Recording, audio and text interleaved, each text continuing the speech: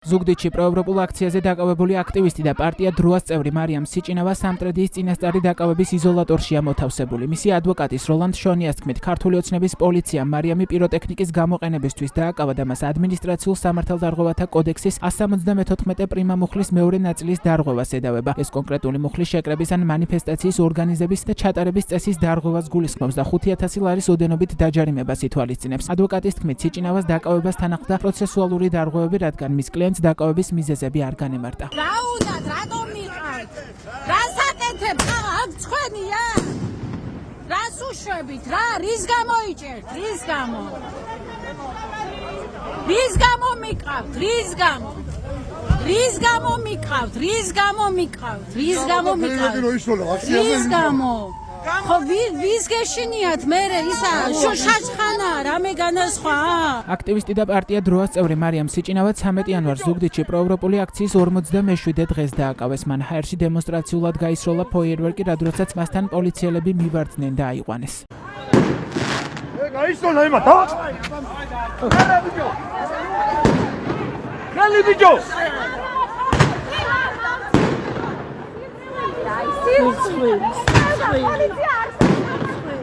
13 იანვარს ზუგდიდში აქციის მონაწილეებთან ერთად პარტია დროას ლიდერი ელენე ხოშტარიაც იმყოფებოდა. აქციაზე მარიამ სიჭინავას დაკავებამდე პროტესტის მონაწილეებსა და ოცნების პოლიციის წარმომადგენლებს შორის სიტყვიერი დაპირისპირება მოხდა, რადგანაც ოცნების პოლიცია სიჭინავასთვის ფეიერვერკის წართმევას შეეცადა. რუსული კანონები არ მოხდა. თავი გადი. უბრალოდ მე მინდა პატივი დილო ჩარფერი სიჭინავას და ყველა ზუგდიდელს პირველ რიგში. ემა თავი არის. აი ეს კანონები მოგონია უკვე არ მიიღო. და მე აქ ჩამოვიდი მათ ხარდასაჭიროა. მათ უკვე ეს ჯერ მე ვიტყვი მე.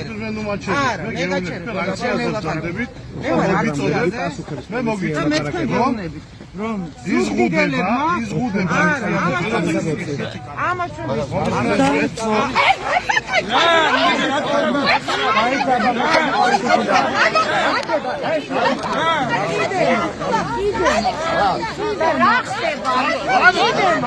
პარტია დროას ლიდერის ელენე ხოშტარიას თქმით, ქართული ოცნების პოლიციელები კანონ დამრღვევები არიან, მარიამ სიჭინავას კი დაკავებით ვერ შეაჩერებენ. კანონი არ გზავნის ამ პიროტექნიკას. ესენი ამათმა მოიგონეს, რომ არ შეიძლება პიროტექნიკა. რატომ მოიგონეს? იმიტომ რომ ეშინიათ ხალხის ბრაზის და ხალხის ბრაზი პიროტექნიკა შეიძლება აკრძალო, მაგრამ ხალხის ბრაზს ვერ აკრძალო.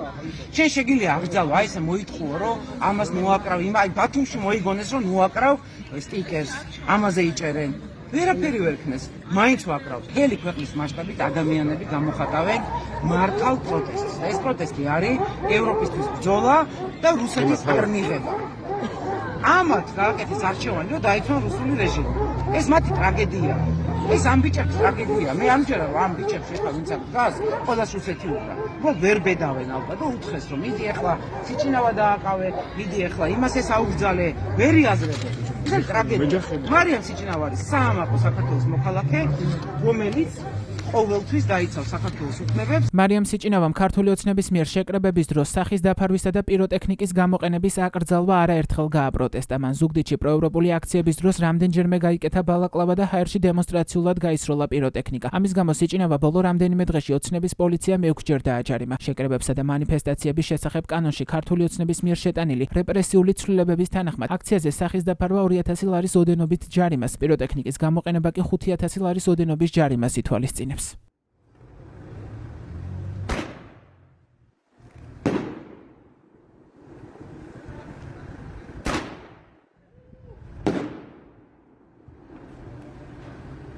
აქტივისტ მარიამ სიჭინავას ადვოკატის როლანდ შონიას თქმით, სიჭინავას სასამართლო პროცესი ზუგდიდში 14 ან 15 იანვარს გაიმართება.